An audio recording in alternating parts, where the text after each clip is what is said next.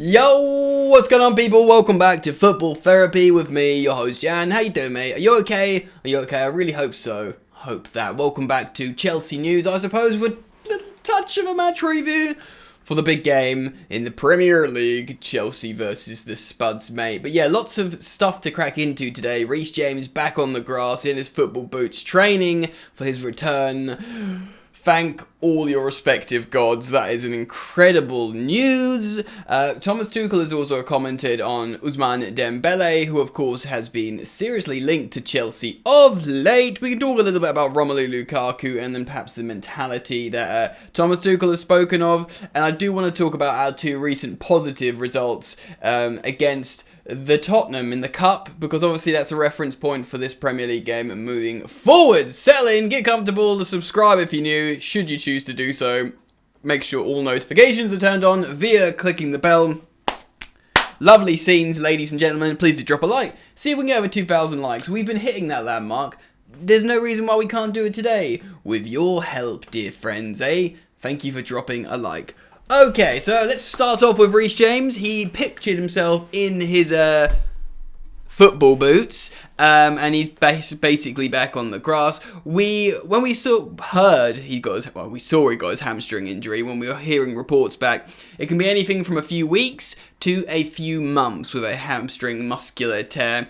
Some people were saying probably February, but here we are in January with him back on the grass doing individual training. Now, of course, this is, nothing like team training, but if he was out of nowhere doing team training, that would be mental. In fact, positive news, Trevor Chalobah is back doing team training, though he won't be available for the Tottenham game this weekend, but the fact how he's back in team training means he's no longer got an injury. The fact how Reece James is back in individual training would insinuate he's no longer got an injury, and they're at the point to make sure there's no relapse, testing it with a little bit of exercise. Do you know what I mean? And if he doesn't come back and he's running around happily, then you can reintegrate him into team training, and they can Thomas Tuchel and the respective staff can monitor his fitness and say, right, you're good enough to start, mate. Hugely positive news. We can have our right wing back in Reece James, which makes us so much better. Who knows? Maybe we even see a little bit of Kennedy at left wing back, because he has appeared like a wild Pokemon in the Chelsea squad. So many journalists were reporting, reputable journalists like Matt Law and Azar Kinsella were saying, yeah, he's back. Chelsea have recalled him from Brazil, but he's back to be sent on loan again. It looks like he's back, maybe to be sent on loan, but if Chelsea cannot recall Emerson Palmieri, then he's back to be the backup? You see what I'm saying?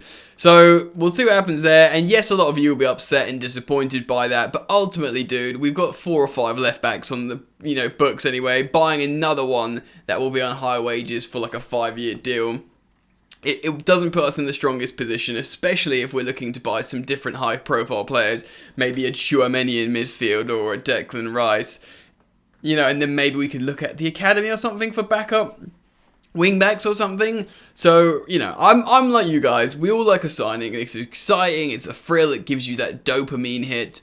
But, Chelsea are looking into the market, and we'll discuss that a little bit more shortly. But really good news regarding Reece James returning, Trevor Chalobah returning, and we'll see what happens with the left wing-back situation. Emerson reportedly has said he wouldn't mind coming back now, which is interesting. Chelsea have obviously got in his ear and said, look, mate, you can play a lot of games, a lot of competitions, you can win some trophies with us. Fancy that?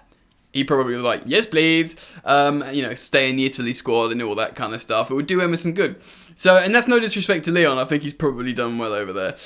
So, that's Reece James, a big tick. What else have we got here? Oh, yeah, so Thomas Tuchel commented on Ousmane Dembele, who's in a bit of a sticky situation himself over in Barcelona, being ousted by current Barcelona manager and legend footballer Xavi, saying, he's got to go this month. He's got to go. Like, if he's not signing a new deal, we can't lose this guy on a free in the summer, and we can also absolve ourselves of his wages and, register new players now.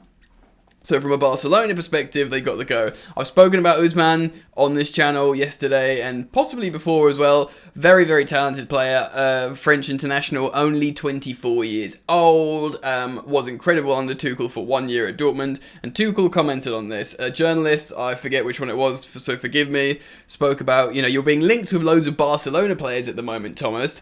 I don't expect you to say anything, but he spoke of Ousmane Dembele. Now, we know, you and I know, that Tuchel adores Dembele. And again, you guys might know, correct me if I'm wrong in the comments if you can figure out which interview it was. It might have been for Chelsea TV, or it might have been for a sports broadcaster. He was questioned about the most skillful or talented players he's ever coached, and he omissed Mbappe, Neymar, Aubameyang, any current Chelsea player, and he said Ousmane Dembele. He absolutely loves him. He spoke about him in today's press conference when asked. They said, how do you feel about his situation in Barca? He acknowledged that there is a situation over there, but was quite, diplomatic and didn't delve into it. Of course, if you're interested in that, Dembele himself, who's seemingly not on social media, released a public statement pretty much saying how he just works hard and doesn't listen to the noise and whatever. But Tuchel said, he loves this player, and he only coached him for 1 year, but it should have been more. Of course, he had to leave Dortmund because of the controversy with himself and the board, and then Dembele decided to leave Dortmund because obviously he was sold to Barcelona for a lot of money and imagine quite high wages. Obviously, Tuchel went to PSG. He spoke of this, and because he was in Paris when Ousmane Dembele went to France international duty with the international team, their paths would cross. He would text him. They met. He tried to sort of dumb it down a little bit, but he said they'd meet. I think they probably did meet. And I think they probably got a very close relationship. Whether they're talking now, I don't know. Probably not. Tuchel's probably too smart to be sending messages to other teams' players. But I reckon there's a bond there that should Chelsea say, look, if you want this guy, we'll get him for you, in a way to show you we're backing you. Many guys are concerned about Dembele as a signing because the two concerning signings for a multitude of reasons, for largely injury, form, and not only attitude of Dembele, is Dembele and Eden Hazard. Eden Hazard, of course, who scored that crucial winner for Real Madrid yesterday, which was a great goal. And for all you people saying, we don't need Hazard, he's a busted flush, none of our players right now score that goal on the break, going around the keeper and tucking it away. Literally none of our current attackers score that. So anyway, shout out to Eden Hazard for scoring a really important goal for Madrid. They were wearing the blue kit, so of course all the Real Madrid fans saying the only reason he played well and scored the goal is because he was wearing blue, which actually made me feel quite good because he felt great again. It just goes to show he does feel great in blue. Anyway, we're not talking about Hazard, we're talking about Dembele. We've got a matter of days left in the January transfer window, 10-ish, and a good deal could be done. I'll report on this further. Make sure you have the bell notifications icon switched on when you subscribe to this channel, because I'm going to be explaining how developments go, where Chelsea have reportedly been asked to pay €20 million, which is like £16 million or something, which to me seems like a bargain, because if you buy Ousmane Dembele for £16 million, like the amount we bought Ross Barkley for, you just don't make a loss, you make a profit, because even if you sell him with a year left on this deal where he's not in controversy, you'll make more money. The Chelsea always make money with sales. It is provided his wages aren't crazy as well. It costs you nothing. It's what the manager wants, and you're not making and you'll probably make money on him as an asset. If Chelsea were buying Ousmane Dembele for £80 million, which he could have costed easily in another situation, and Tuchel was like, nah, he's just like a Lukaku attacker, that fair enough, bring him, I'd be worried because of, the injury record and the behavioural record. But because Tuchel wants him and he's going to cost £15 million or something, bro, wake up. That is too good a deal. That is too good a deal to not take on. Alright, so we're going to talk about Tottenham in just a second. Let's wind down this section for a second. Tuchel spoke about Romelu Lukaku and basically acknowledged he's struggling. He was like, yeah, he struggles. He's not the only one. It's a lot of our attackers. Lots of people asking Tuchel about Romelu Lukaku, right? They're saying like he's crap. He's not playing well. He touched the ball. I think he touched the ball less than 40 times in the last 2 games. And he was like, yeah, he's struggling. Loads of other players are struggling. And I'm not going to spend too much time on that because that's just the case it is. Until they're playing better, they're struggling. And really, you're going to get nothing else out of Tuchel publicly. What he did ask, before we move over and talked about Tottenham, it was really interesting, I thought, when a journalist asked him in today's press conference, look, man, he didn't say that, but this is how I'm paraphrasing. Look, man, you're pretty much out of the title race. At what point does the manager prioritise other competitions because you're in so many other competitions? And I liked his response. You know, a lot of people might think of realistic, yeah, that we're not going to win the title and we want to win other trophies. That would have been fine, but he said, no, you win every game. He could have said, and I'm pleased he didn't, look, we're in a top 4 race here and we can't muck about in the Premier League, mate, because you blink and you're outside the top 4. Which would have been fair. He didn't say that, but he spoke of the winning mentality at Chelsea, saying, no, you prepare for every single game to win. It's just ritual, because if you don't, it changes. And that's what we are at Chelsea here. We're about winning. As soon as you choose to not try hard in that game, he didn't say this is just the inference, it sort of toxifies you and prevents you from becoming this, like, rolling winning machine, like, largely Man City are. So I thought that was really interesting, and I wanted to just reference that to you guys.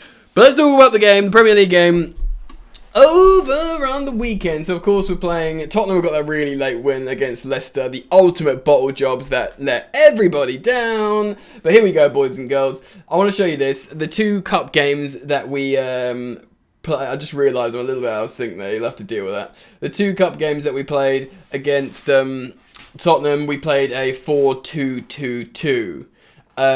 The one where we played 1-2-0, this first one here, this is where we were far more dominant. And interestingly, we had Alonso at the left back, and we had Sarr and Rudiger as centre back partnership.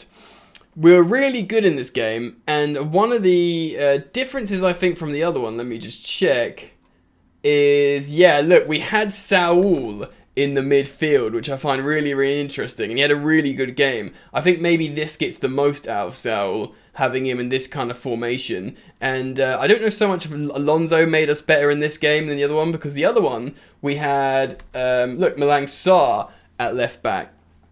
And Malang Sarr played really well at left back, but we weren't as good in this game. Now, maybe it's because we didn't have Saul in the midfield. That might sound wild, but maybe it's a good opportunity to bring Saul back in, because I think he played really, really well. Right, let's bring this one back here.